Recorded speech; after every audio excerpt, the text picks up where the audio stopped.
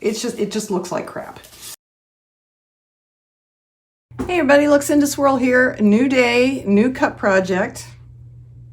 This is actually an old cup that has been stripped and repainted and then left in the shelf of despair for months because I could not figure out what to do with it. I will, if I can find a picture of it the last time it actually had resin and stuff on it. It was so ugly. I'll put it here.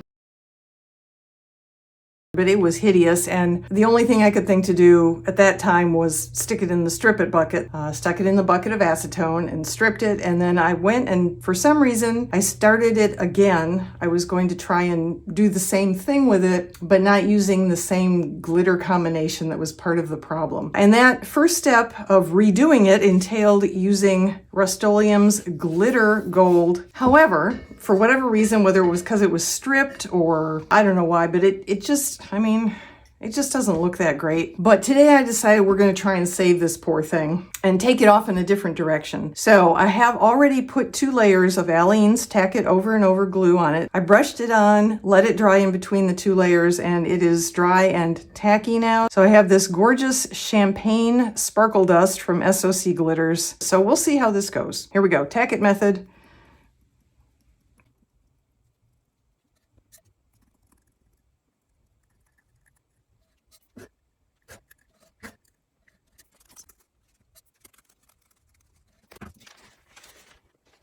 Okay, whoa, Nelly. 2 to 3 fingers, burnish. Just gonna make this lie down and be nice.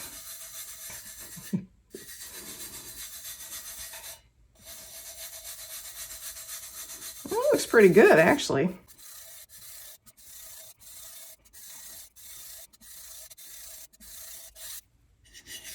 Don't forget your bottoms.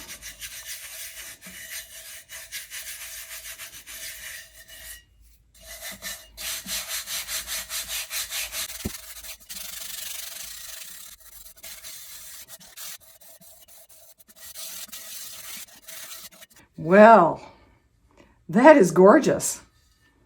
You don't get the exact same hollow pattern that you do if you start with a very flat surface. Again, this texture is still affecting things, but that is absolutely gorgeous. All right, next step is to seal it on with some Rust-Oleum clear spray and then put some resin on it, and we'll go on from there. So stay tuned. And we're back. Look how stunning this turned out.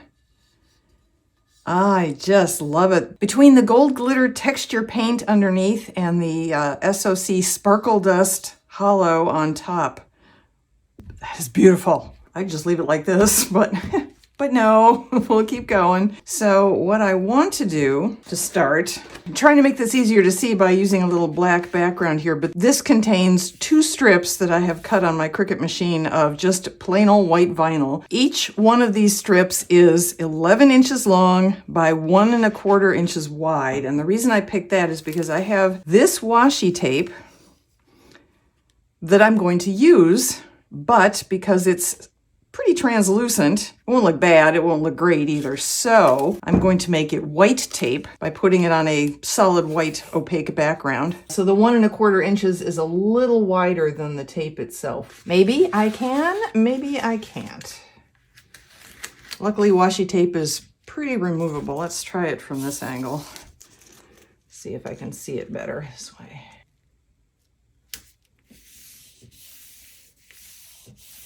There we go. All right. I'll trim it to the tape.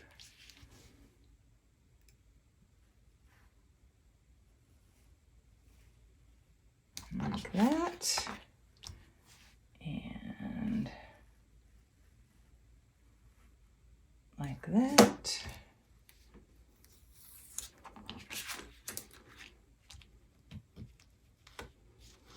Now the fun bit. Now I have to get it on here. Ish.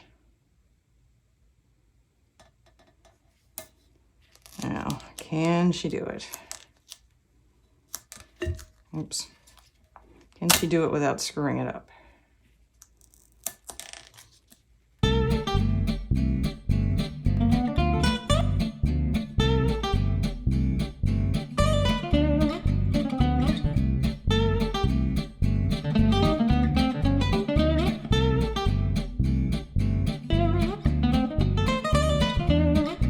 So there's our midway point. Now I have this beautiful sticky sheet from Mr. Nola's Glitter, and obviously this caught my eye. So cut this out. I love these. These are all little houses, fairy garden in a teacup sort of thing. And then the books. I love the books. And of course, the rainbow.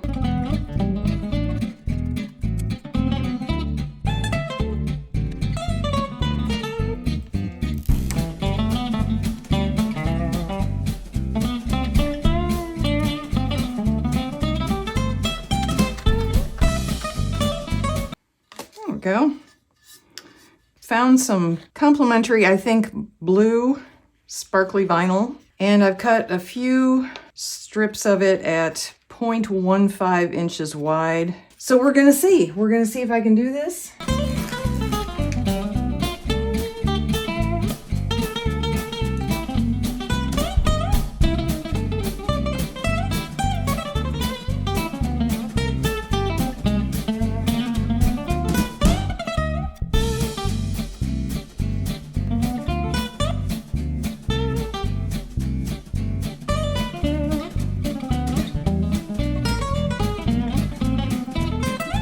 There we go.